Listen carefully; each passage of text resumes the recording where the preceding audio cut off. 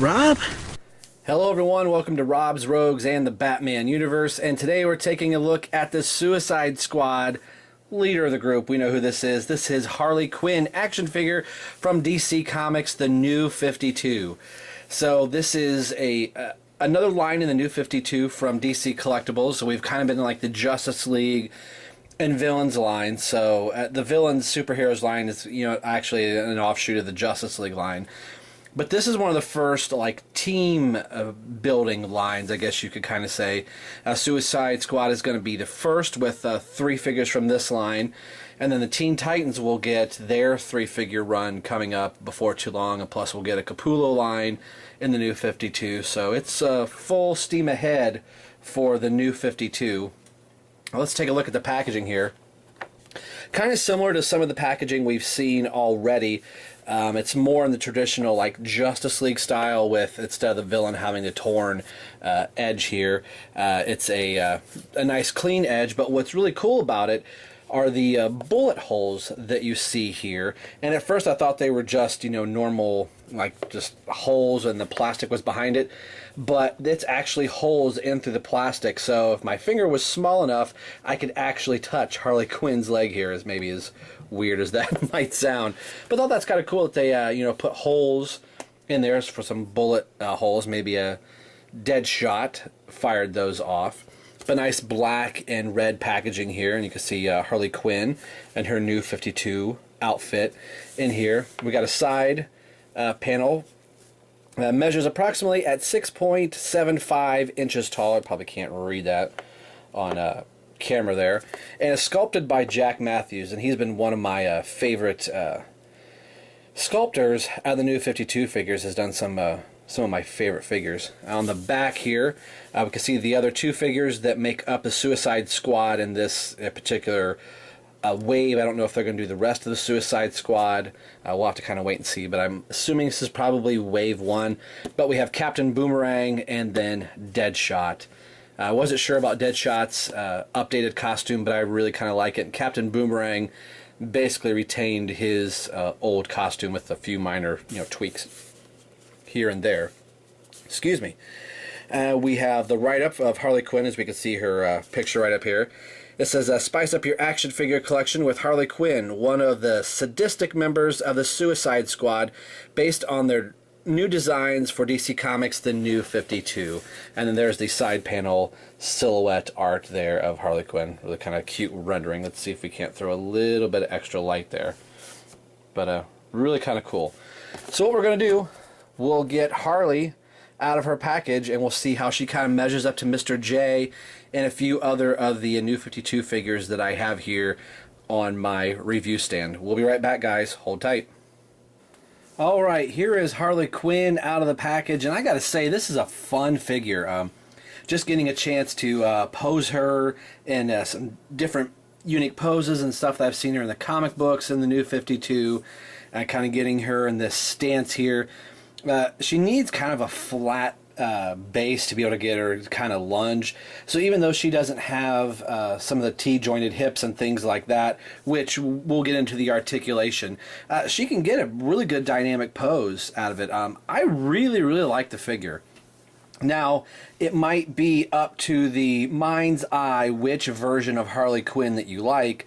My wife kind of refers to her as Harley Quinn or Booby McQuinn here, just as the way that she's dressed.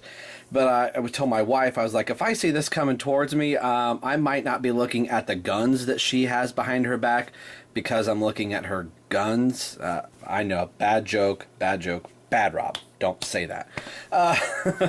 But neither here nor there. This is just a fun figure, and she's done really, really well. I have a couple little issues with mine.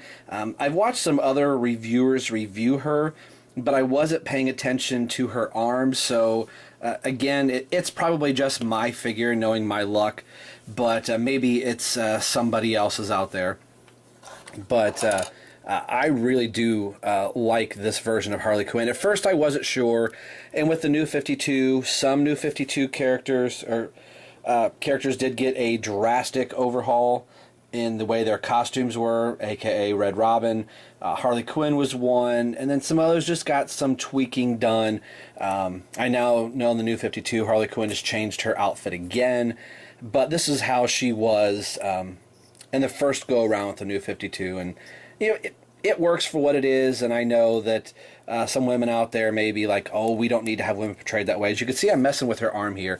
Can you see the space? Let's zoom in here. You could see the peg. Oh, come on. Got it zoomed in real tight. So you see the peg in there where her arm spins? It looks like this should be in more. Again, I don't know if it's my figure. Since we're in close, let's get a look at the face. I really like her face. She's got the two-toned hair of the red and the purple, as opposed to the red and the black. They've opted purple. Well, looks purple here. It's more bluish, but I guess it depends on how she's drawn and everything like that. But I think they really captured her face very, very well. Her pigtails do move, which I thought was really cool. Gets a good amount of articulation, and somebody like Harley Quinn, to get her to do these little, you know, impish little things like, "Mr. J, I don't know what you're talking about," you know. Poor rendition of Harley Quinn. She can look up very, very well. So she has one of the best articulated heads. I think Batman had a really good articulated head. I know Aquaman's head was pretty good, but she gets all kinds of crazy amount of articulation. And you can get the ponytails, you know. I don't know if you want them like horns or not, but, you know. But maybe if she's like fighting in the wind, so... a little something they didn't have to do, but sometimes just getting a little bit of extra articulation out, you know, out of the ponytails. So it looked like it's kind of draping off her shoulder. Really kind of cool. As we're talking with her head, she has this little tiny Red Riding Hood cape that's really kind of soft and rubbery, just like Batman or Superman's cape would be. And it doesn't get in the way of her head or any other articulation at all. We were talking about her arms earlier. They go up, down, rotate 360. No problem at all. Nice fluid arms.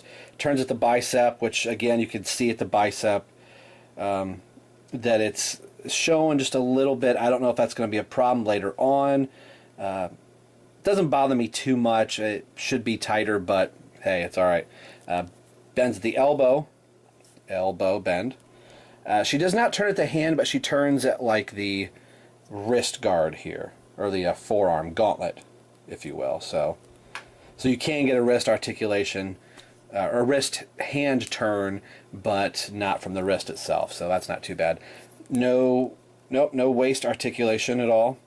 Legs, let's back the camera a little bit more here, Rob. Legs go forward, pretty far forward. Back. Bend at the knee. No foot, or, gosh, I can't talk.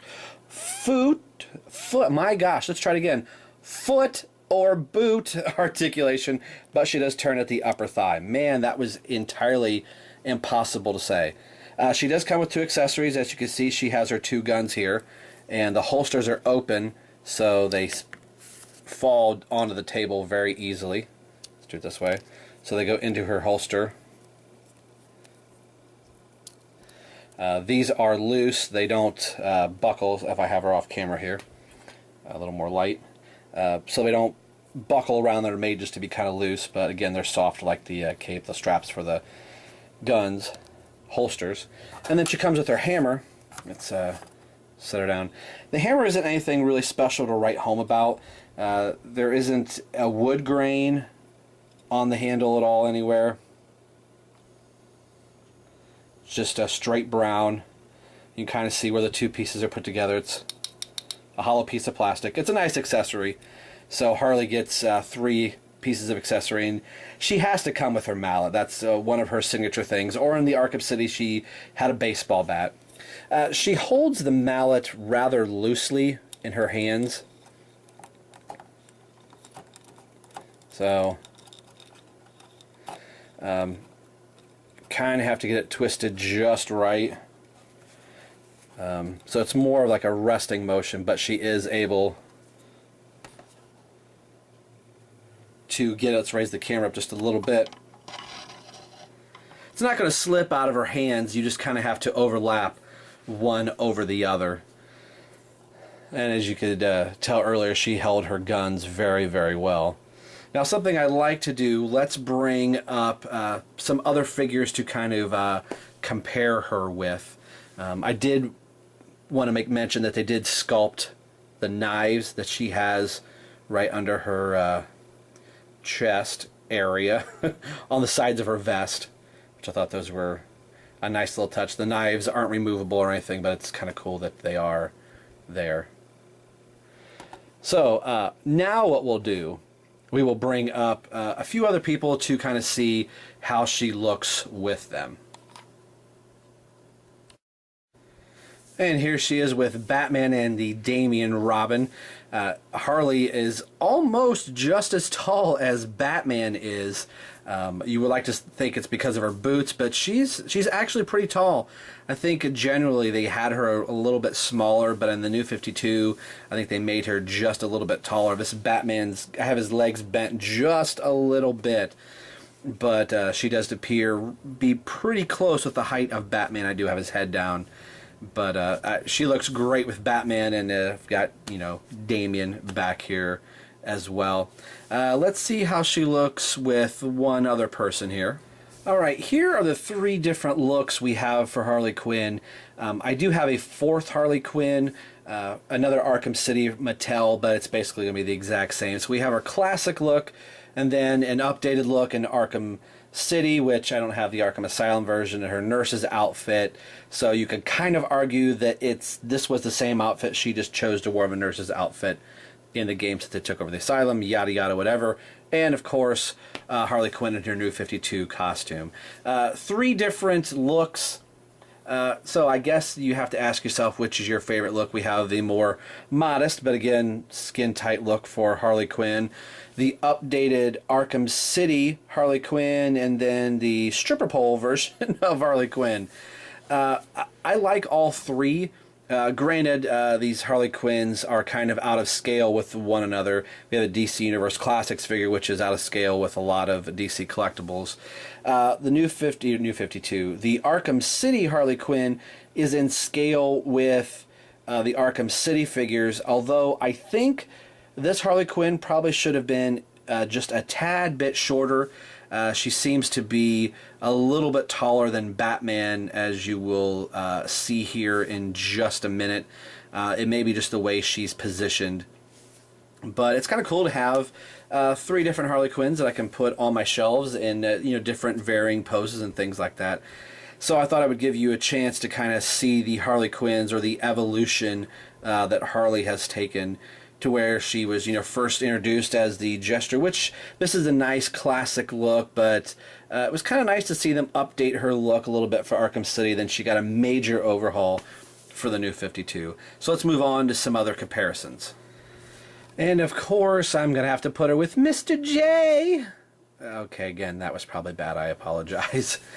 They look great together, and in the Death of the Family, it was nice to see crossover with the Suicide Squad to get to kind of see where Harley Quinn was during all of the Death of the Family issues, and she looks great with the Joker. I think that's kind of how I'm going to have her posed, somewhere around the Joker. I think this may be more of my accurate pose. I think this might be a fun pose to have on my shelf. So let's bring everybody else back up here real quick. All right, we're here for some final thoughts on this figure. I liked her the first time I saw her in the preview images, and seeing her in the box, and now getting her home and getting a chance to play with her a little bit. You can get her in some really cool and cute poses, as you would want to get your Harley Quinn figure into if you're posing her. She would work good for some decent ACBA type stuff. Granted, she doesn't have any of the T-joints on her hips or anything like that for her legs, but you can definitely get some unique poses from Harley Quinn, and she looks great with the New 52 Joker and Batman as well. And of course, any other Bat family figures that you might have, she works great on. Now, depending on your favorite version of Harley Quinn, which we saw recently, the Arkham City, and then her old classic costume, I guess that's into the eyes of the beholder.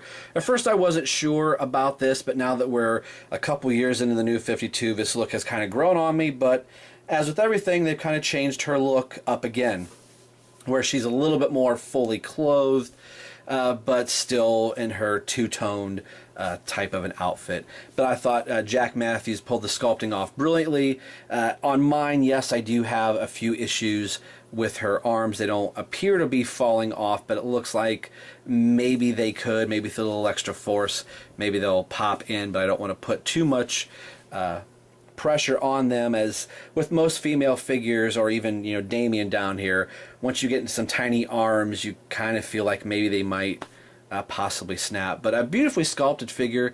I have no major paint flaws that I can tell from looking at her. She's painted exceptionally well, and her face, I think, is the real crown of this figure. They really captured her face, and even the couple wisps of hair that they sculpted in as well. And as you could tell, to get Joker to look around, I had to move her ponytail, which is nice to be able to do, just having some ponytail articulation. I never thought that was going to be a plus, that I was going to want ponytail articulation in my figures.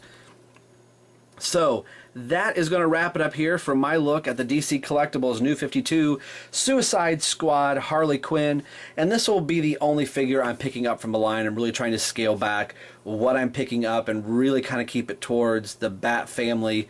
And I would like to pick up Deadshot, but I'll probably end up passing on that and save my money for Red Hood and the Outlaws that's coming out. So we're finally going to get a proper Jason Hood Red Todd, so I cannot wait for that. But we'll have to wait because he's not out yet. So anyway, thanks for watching Rob's Rogues, and as always, this is Rob for Rob's Rogues signing off, saying we will see you guys next time.